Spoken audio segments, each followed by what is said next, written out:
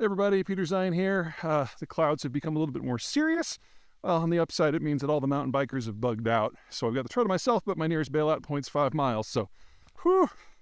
Anywho, this is the latest in our Ask Peter series. And today the question is about ESG. What do I think about it in general? Do I think it has a future? Is it a conspiracy to destroy us all?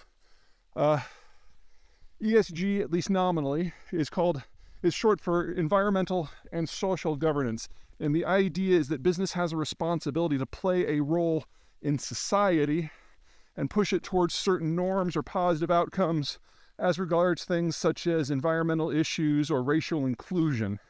And so that each corporation should have a series of ESG policies that help them achieve those goals.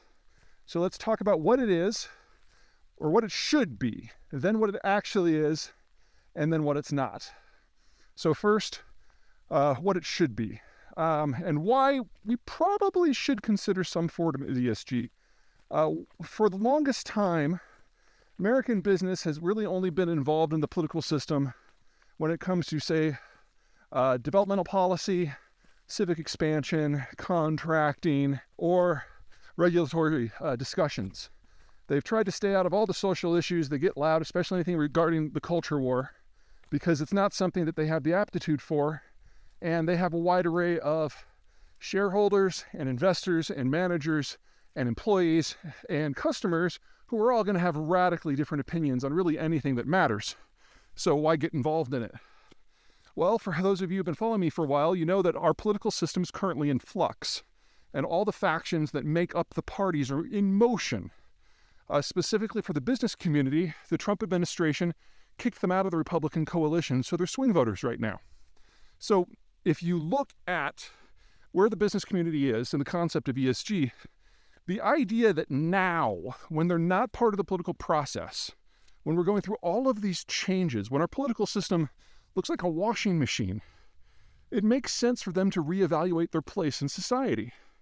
And coming up with policies as they struggle with that fits very nicely with the very concept of ESG.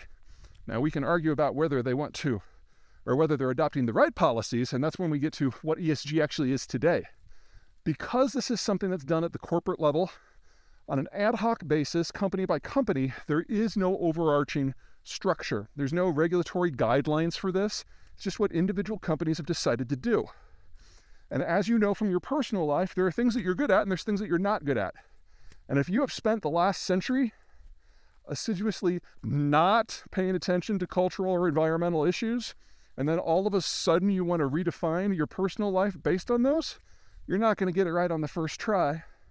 And I would argue that no company in the United States that has gone down the ESG route has really put together an even remotely productive or coherent set of policies to implement the supposed goals.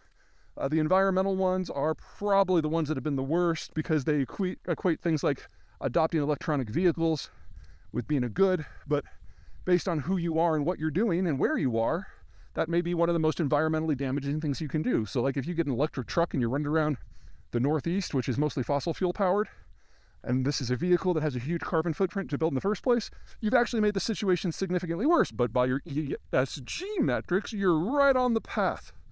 What we need is a little bit more coherence and intelligence and regularity for these sorts of regulations for them to make any sort of sense, and we're not going to get that on the first try. And it's difficult to see us getting that within a decade without some sort of benchmark. And since by its very definition, this is not a government initiative, it's hard to see us getting that benchmark. So ESG may be a great idea, at least in concept. It may fit the times for business community. That doesn't mean it is or will be done very well. Now, what ESG is not, it is absolutely not some global conspiracy to destroy the United States. I've heard that a lot of late. Kind of pisses me off because, I mean, think about this.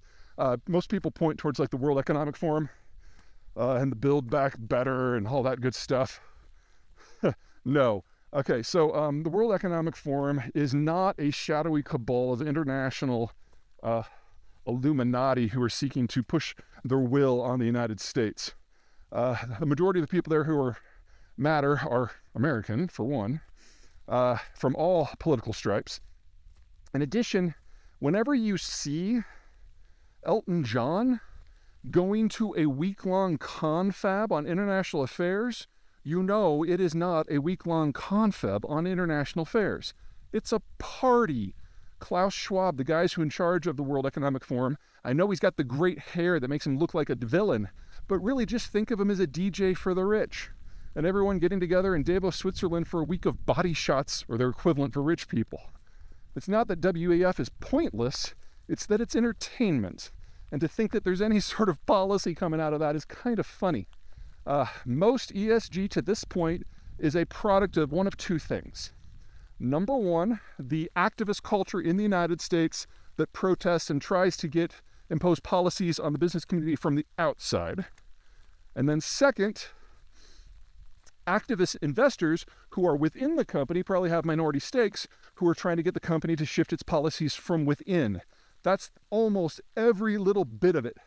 The international pressure has almost no impact. And you can tell that because the international companies generally have less aggressive ESG policies than American national ones. This is a domestic political and cultural evolution. If it was really strong internationally, you would expect the international companies to be the ones that are leading the way, and they most certainly are not. Okay, that was lightning. Well, the next one might be really exciting.